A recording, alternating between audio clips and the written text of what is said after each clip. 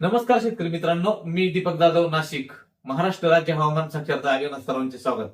आज 28 जानेवारी 2026. तर मित्रांनो बघा, काल जो काही आपल्याकडे पाऊस झाला, मी बोललो होतो की हिमालयावर जबरदस्त डब्ल्यूडी आलाय, म्हणजे पश्चिमी विक्षोभ, म्हणजे एका पाठोपाठ सतत बर्फबारी होत राहते. आणि बघा, हिमालयापासून ते कन्याकुमारीपर्यंत एक रेषा 3700 किलोमीटरची लांबीची रेषा तयार झाली होती काल. आणि त्याचा जो ट्रॅक आहे तो फार तर फार मी काल बोललो की मध्य प्रदेश पर्यंत गारपीट दिली त्यांनी, परंतु महाराष्ट्राच्या काही भागात देखील गारपीट दिली. बघा, इथं जो आहे एमपीची जी बॉर्डर आहे, इथे गुजरात या बाजूला आणि या बाजूला मध्य प्रदेश, इथे बुरहानपूर सोडल्यानंतर जळगाव सुरू होतो, इकडे चोपडा, धरणगाव तालुका, अंमळनेर, शिंदखेडा, शिरपूर, असा जो ट्रॅक आहे. तर ह्या ट्रॅकमध्ये काल पाऊस, वारा आणि थोडीफार गारपीट झाली. अन्य जर महाराष्ट्रात पुढच्या बाजूला सरकली असती तर मात्र नाशिक जिल्ह्यासहित उत्तर महाराष्ट्रासहित पुण्यापर्यंत गारपीट झाली असती, कारण तो ट्रॅकच कन्याकुमारीपर्यंत दिसत होता. परंतु ठीक आहे, आता ह्या भागामध्ये जे काही शेतकऱ्यांचं नुकसान झालं त्या दुःखात आम्ही देखील सहभागी आहोत. तर त्या ठिकाणी मोठ्या प्रमाणामध्ये पिकांचे नुकसानीचे काल व्हिडिओ आले. तर शिरपूर, त्यानंतर चोपडा, धरणगाव आणि हा जो असा पट्टा आहे, या पट्ट्यामध्ये मोठ्या भागामध्ये या ठिकाणी झाली. तर पुढे आले असती तर त्या ठिकाणी नुकसान ही जास्त झाली असती. आता पुढचा जो अंदाज येतो आपण बघूया. डब्ल्यूडी काल दिल्ली एनसीआर पासून पुढे सरकला, बघा ह्या बाजूला सरकून गेला. आता एमपी वरील देखील हे जो ब्लॅक बाजू दिसतो, इथं देखील वॉटर वेपर नाही आणि महाराष्ट्रावरची वॉटर वेपर आज कमी झाली. 28 तारखेला आपण बोललो होतो की आज पाऊस नाहीये. 28ला पाऊस नाही, 29ला पाऊस नाही, 30ला ढगाळ वातावरण परत तयार होईल, 31ला देखील ढगाळ राहणार.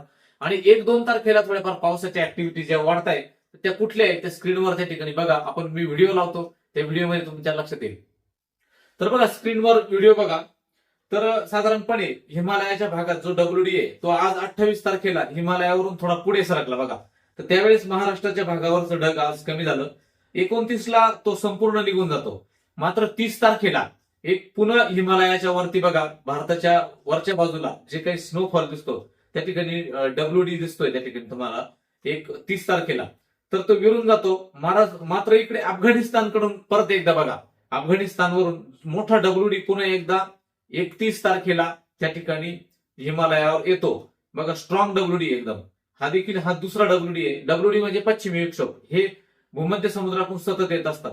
आणि हा जेव्हा येतो तेव्हा 1 तारखेला बघा, महाराष्ट्राच्या वरती, मध्य प्रदेशवरती तुम्ही स्क्रीनवर बघू शकता कशा पद्धतीने ढगाचा जायला दिसतो. साधारणपणे हा जो आहे 1 आणि 2 तारखेला पुन्हा एकदा मध्य प्रदेशवर ढगाळ वातावरण तयार होईल. त्यावेळेस मात्र धुळे, नंदुरबार, जळगाव आणि नाशिक जिल्ह्याची पूर्व बाजू या ठिकाणी ढगाळ परिस्थिती त्या ठिकाणी बनणार आहे. मॅपवरती बघा कशा पद्धतीनं ते. आणि बघा, ह्या ठिकाणी मध्य प्रदेशवरती ह्या डब्ल्यूडीचाच प्रभाव आहे. म्हणजे साधारणपणे मित्रांनो बघा, मी जे स्क्रीनवर तुम्हाला इमेज दाखवली याच्यात तुम्ही एक अंदाज करू शकता की कशा पद्धतीनं कुठल्या भागात होईल. आपण मॅपवरून बघूया.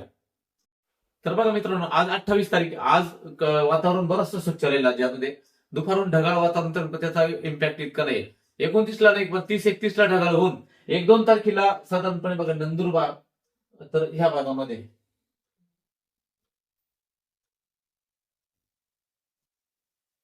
तर साधारणपणे नंदुरबार आणि धुळे, जळगाव, छत्रपती संभाजीनगरचा हा भाग, नाशिकचा हा जो भाग, पूर्व भाग, या भागामध्ये साधारण पावसाचे चान्सेस हे दिसतात. नाशिकचा पूर्व भाग म्हणजे मालेगाव, मनमाडचा पूर्व भाग, येवल्याचा पूर्व भाग 1 आणि 2 तारखेला. तर ह्या भागामध्ये पावसाचे चान्सेस हे 1-2 तारखेला दिसतात. नंतर 3 तारखेला वातावरण क्लिअर होऊन अंशतः ढगाळ 8 तारखेपर्यंत वातावरण राहील आणि त्यानंतर वातावरण परत क्लिअर होईल. साधारणपणे लक्षात घ्या तुम्ही, 30-31 ढगाळ, 1-2 थोड्याफार पावसाच्या शक्यता धुळे, नंदुरबार, जळगाव, नाशिक या भागामध्ये. या ठिकाणी अमरावतीच्याही काही भागात थोडीफार शक्यता आहे, बुलढाण्याच्या भागात. तर बाकी अन्य महाराष्ट्रामध्ये जे काही जिल्हे आहेत त्या ठिकाणी पावसाची शक्यता नाहीये. आता कालची जी गोष्ट होती बघा,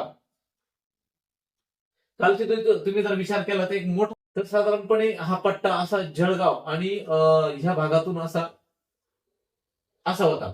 तर या ठिकाणी काय झालं की शिरपूरचा काही भाग, काही जळगावचा भाग, ह्या भागामध्ये इथे गारपीट त्या ठिकाणी वारा, गारपीट आणि पाऊस झाला. नंतर तो सरळ ती पट्टी ही जी खाली दक्षिण भारतात जात होती, तर नाशिकच्या पूर्व भागामध्ये, त्याच्यात येवल्या तालुक्याचा काही भाग आहे, तो छत्रपती संभाजीनगरचा हा भाग, नंतर अहिल्यानगरच्या काही भागात, नंतर पुण्याचा जो पूर्व भाग आहे, सासवड, जेजुरी हा भाग, साताऱ्याच्या अंशतः सांगलीचा थोडाफार भाग, आणि सतत हा पट्टा खाली गेला. अन्य ठिकाणी पाऊस नव्हता. मात्र हा जो पट्टा आहे या स्पेक्ट्रम मध्येच थोड्याफार अंशतः पाऊस झाला, अन्यथा बाकीच्या भागात पाऊस नव्हता. हा अंदाज सगळ्यांनी लक्षात घ्या. पुढच्या 1-2 तारखेला फक्त ह्याच भागात इथे अंशतः ढगाळ वातावरण होऊन थोडेफार पावसाचे चान्सेस हे आहेत. आणि जर बघा द्राक्ष बागा जर तयार झाल्या असतील तर त्या ठिकाणी आपण हार्वेस्टिंग म्हणजे माल देऊन मोकळा करून घ्या राहणं. कारण पाऊस असा असतो, आज काल जी अशी परिस्थिती होती की पूर्व भागामध्ये काही पाटोदेवल्या भागात झाला, तिकडं द्राक्षाचा बेल्ट होता पण कमी होता. तर मोठ्या भागात जर काल पाऊस झाला असता तर नुकसानीला सामोरं जावं लागलं असतं. तर प्रत्येक वेळेस ही सिच्युएशन येत नाही, त्यामुळे आल्यानंतर खाली करून घेत जा. जरी अंशतः पाऊस दिसत असला तरी त्या वेळेस त्यात वाढ होताना दिसते. धन्यवाद.